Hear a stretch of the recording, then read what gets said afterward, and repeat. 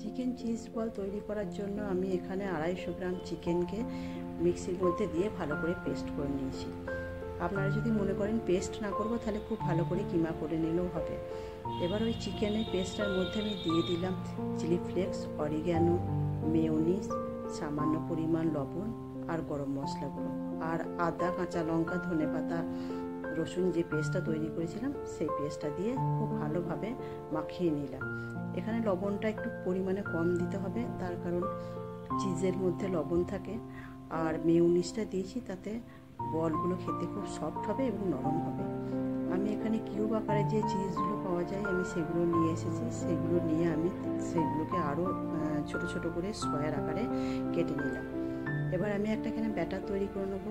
2 চামচ ময়দা নিয়েছি, ময়দার মধ্যে সামান্য পরিমাণ জল দিয়েছি। জল দিয়ে একটা ব্যাটার তৈরি করে নেবো। ব্যাটারটা খুব পুরুও হবে না, খুব পাতলাও হবে না। এবারে চিকেনের পেস্টটা থেকে একটু করে চিকেন নিয়ে আমি সেটা চ্যাপটা করে তার মধ্যে একটা করে চিজের যে ছোট ছোট করে কেটে রেখে দিয়েছিলাম সেই ছোট একটা দিয়ে দিলাম। আর এরকমভাবে গোল গোল শেপ করে নিলাম বলের মতো করে। এবারে আমার সমস্ত বলগুলো তৈরি করা হয়ে গেছে। এবার আমি এইগুলোকে সব ডবল কোট করে নেবো। ডবল কোট করার জন্য আমি প্রথমে একটা করে বল ময়দার যে আমি ব্যাটারটা তৈরি করেছি তার মধ্যে দিয়ে সেটাকে আবার এরকম ব্রেড ক্রাম্বসে কোট করে নিয়ে আবারও আমি ময়দার ব্যাটারের মধ্যে দিয়ে আবারও দ্বিতীয়বার ব্রেড ক্রাম্বসে ভালো করে কোট করে নেব।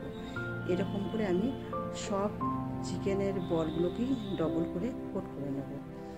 সমস্ত চিকেনের বলগুলো ডবল করে কোট করার পরে আমি এটাকে ফ্রিজের মধ্যে 10 মিনিট রেস্টে রেখে দেবো যাতে সেট হয়ে যায়।